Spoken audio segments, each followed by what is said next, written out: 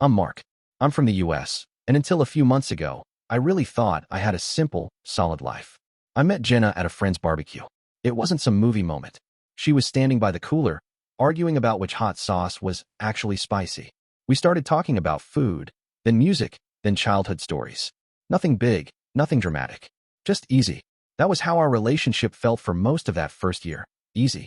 We watched the same shows, shared the same stupid memes, and had the same, let's just stay in and order takeout energy. I like that. I never needed fireworks. I just wanted someone who chose me every day. We hit the 1-year mark in the fall. No big trip, no huge party. We planned a quiet weekend at my place. I cleaned my apartment, picked up her favorite snacks, and set up a playlist with all the songs we'd shared over the year. She showed up in an oversized hoodie, hair in a loose bun, carrying a small paper bag. "Happy 1 year," she said, leaning over to kiss my forehead. Inside the bag was a key, a copy of her apartment key. "It's just symbolic," she said. "I want you to know you're safe with me. You're my person." Those words hit me hard, in a good way. I slipped the key on my keyring and pulled her into a hug. For a while, everything felt right. We cooked together, watched a movie, and cuddled on the couch. She rested her head on my chest and traced circles on my arm. Then, somewhere around midnight, with the TV still playing in the background, she lifted her head and looked at me. "You're sweet," she said, smiling softly. "You're safe, but you'll never be him." I blinked. "Who?" I asked, already knowing the answer. "My ex," she said, like she was telling me what time it was. "Noah." The room didn't spin or anything like that. It just got very, very quiet in my head. Jenna kept talking. "In one way, it's good," she added. "He was chaos.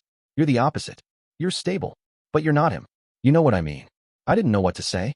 I just stared at the TV while her words replayed in my mind. She went on, like she was explaining some normal habit. "We still talk sometimes."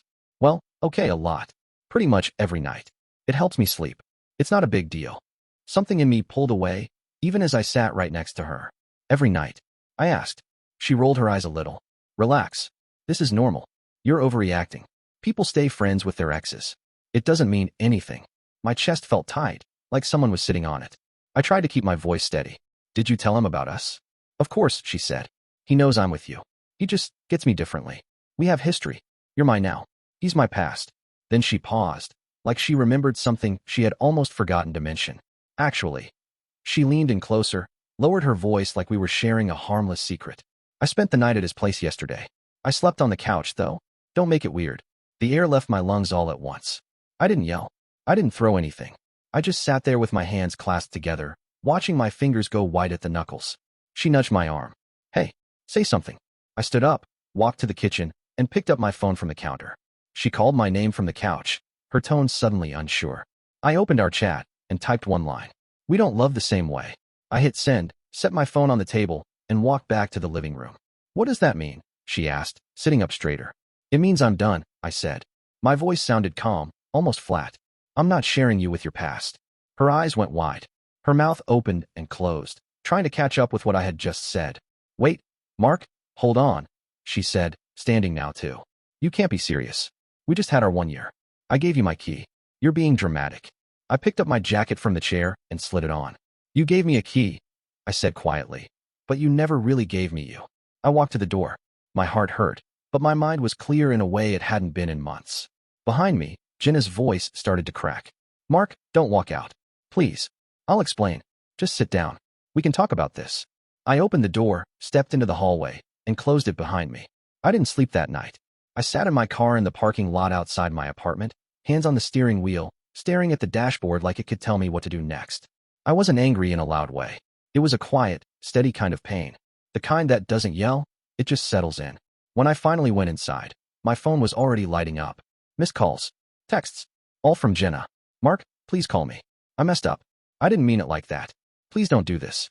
I turned the phone face down and let it buzz until it ran out of energy. By morning, I thought she might calm down. Maybe accept it. Maybe move on. But around 8 a.m., there was a knock at my door. I opened it, and there she was, hair messy, eyes red, sweatshirt thrown on as she had rushed out the door. "Can we talk?" she said. I didn't speak. I just stepped aside. She walked in and stood in the middle of my living room like she didn't know what to do with her hands. "I shouldn't have said that stuff," she started. "About Noah. I was being honest, but I wasn't being smart. I didn't think it would hit you like that." I sat on the arm of the couch and waited. She kept going. "He doesn't matter. Not like you. You're the one I'm with. You're the one who stayed. He's just familiar. That's all. The words sounded shaky, like she was trying to convince herself. I asked one thing. Just one sentence. Did anything happen between you two? She shut her eyes for a second, then nodded. It was one time, she whispered. I felt lonely, and it was a mistake. I swear. I didn't react. I didn't yell. I didn't throw her out. I just stood up and walked to the window. You slept with him? I said quietly. Not a question, just a fact. She covered her face with her hands. I'm sorry. I'll cut him off. I'll block him and do whatever you want. Just don't leave me. I looked at her, and something clicked inside me. She wanted comfort, but she didn't care about the damage she'd already done. She wanted both worlds, attention from him, security from me. I'm not going back, I said. You made your choice before I ever walked out that door. She stepped toward me. Please don't say that. I'll fix it. I'll prove it. Just give me time. I grabbed my keys from the counter. I'm done giving time. She tried to grab my arm, but I moved past her and headed for the door. Mark, she said, her voice cracking again. He's not who you think he is. There's stuff you don't know. I paused only long enough to answer. And now it's not my problem to know. I left her standing there and drove off. For the next week, she kept trying. Calls. Messages. Long paragraphs about how she would change. Promises she had no way of proving. I ignored everything. I started going on runs. Cleaning my place. Trying to reset my life. Then one night, around 11 p.m., my phone lit up with a number I didn't recognize. I let it ring out. A minute later, a voicemail notification popped up. I almost deleted it without listening. But something told me to hit play. The voice I heard wasn't Jenna's. It was a man. Calm. Steady. Almost too steady. Hey, Mark. I'm Noah. We should talk. There are things you need to know about Jenna. And about me. Call me back. I sat there staring at the screen, confused and irritated. The last person I ever wanted in my life was her ex. I deleted the message and tossed my phone on the couch. But the next night, he called again. Same number. Same voicemail. Mark, this isn't about jealousy. It's about the truth. You deserve to know what she's been hiding. I didn't respond. I didn't want any part of their mess. I pushed it away. I wasn't going backwards. 2 days later, I was at the grocery store, grabbing a few things.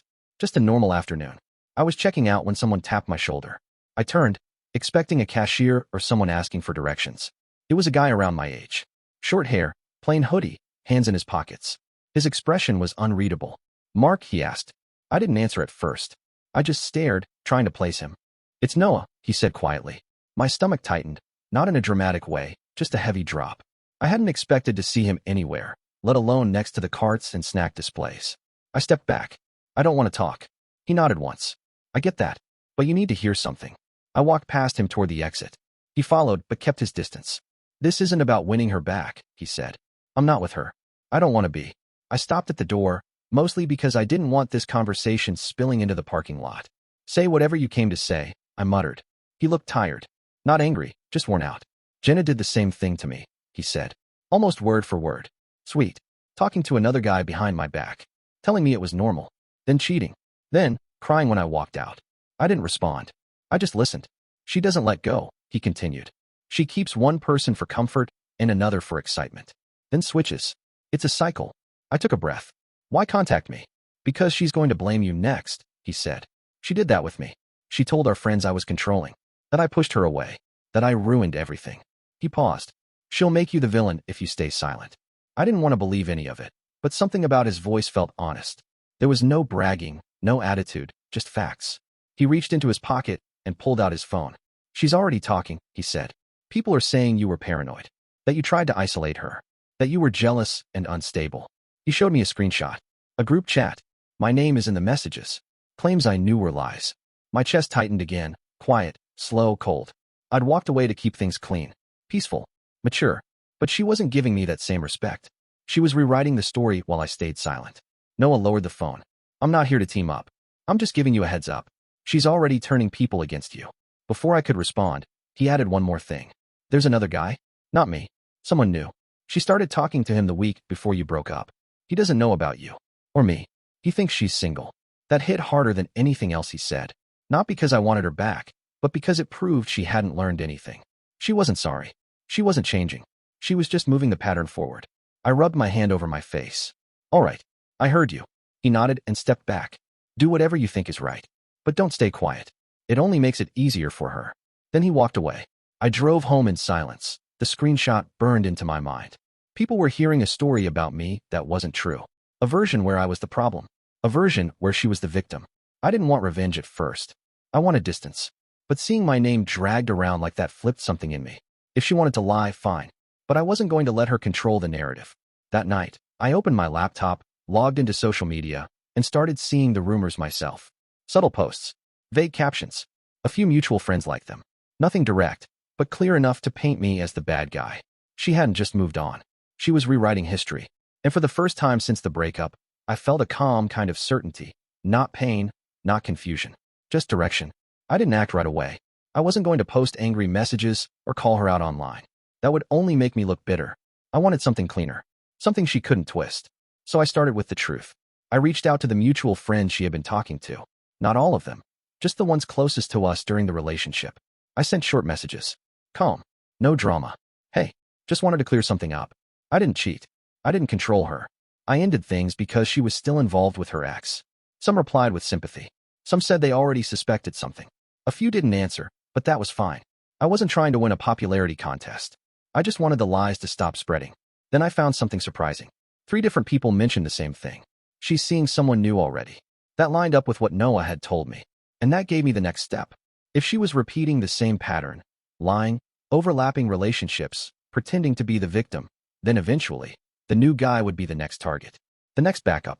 The next replacement. And he had no idea. I didn't want to get involved in his life. I didn't know him, and I didn't know him anything. But the more I thought about it, the more I realized something. Stopping her wasn't about getting her back or hurting her. It was about ending the cycle she kept dragging people into. So I reached out to Noah again. This time, I texted first. Do you have the new guy's name? He replied within minutes. Yeah, Tyler. I didn't ask how he knew. I just searched the name and found him on social media. His profile was normal. Sports photos, friends, family. Nothing flashy. I stared at his page for a long time before sending a message. Hey, you don't know me, but I think you're dating someone named Jenna. If that's true, I think you should know she was still talking to her ex while she was with me, and she spent the night with him right before we broke up. She might be telling a different story, so I'm sharing mine calmly and respectfully. He didn't respond. Not that day. Not the next day either. I figured he'd ignore it, and honestly, I was ready to walk away. But 3 days later, my phone buzzed. It was Tyler. Thanks for reaching out. I didn't know she was with anyone recently. She told me she'd been single for months. I told him I had proof. Screenshots. Messages. Dates. He asked to see them. I sent them. Again, no commentary. Just facts. A few minutes passed. Then he replied. She's on her way to my place right now. I'm going to talk to her. I didn't hear from him again that night. But the next morning, I woke up to a voicemail. Hey man, it's Tyler. You were right. She denied everything at first, but when I showed her the screenshots, she broke down. She admitted she was still talking to Noah. She also admitted she wasn't done with him. I ended things. She left angry. Just wanted you to know I appreciate the heads up. I sat there listening to the message twice. Not because I enjoyed it, but because it was the first moment where the truth finally landed somewhere it mattered. She couldn't twist it. Her own actions caught up with her. Later that afternoon, Jenna finally texted me again. You humiliated me. I typed back one sentence. I told the truth. You created the rest. No insults. No arguments. I put the phone down and let silence be the final word. For the first time since the breakup, she had no control. No backup. No safety net. I thought that was the end. A week passed. No messages from Jenna. No calls. No drama. I started getting my routine back. Morning runs, quiet evenings, simple days. I thought everything had finally settled. Then Noah texted me. Check her socials. I opened the app and saw a long post from Jenna. It wasn't directed at me, but it was clearly about me, Tyler, and she wrote about being betrayed, about 2 guys teaming up to ruin her life, and about how she was targeted. The comments were split, some people comforting her, others confused. But the real shift happened in the next 24 hours. One by one, people started sharing their own experiences. Old dates, short flings, and even someone she talked to casually. They all said the same thing. She talked to multiple people at the same time, and always kept someone on the side. And lied to me, too. The pattern wasn't just ours. It had been going on for years. Her post didn't make her look like a victim. It opened the door for the truth. By the second day, the comments turned harsh. People called her out directly. Friends she used to trust stopped defending her. Someone even posted screenshots of conversations where she trashed those same friends behind their backs. Everything she tried to hide began coming out.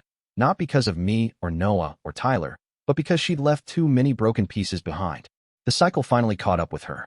Later that evening, She tried calling me. I let it ring out. A minute later, she sent a message. You ruined my life. I have no one now. I stared at the screen for a while before replying. I didn't ruin anything. I just stopped covering for you. She didn't respond. A few days later, I ran into Noah again. Not planned, just a coincidence. We talked for a few minutes outside a coffee shop. Nothing emotional, just two people who happened to survive the same mess. He said something that stuck with me.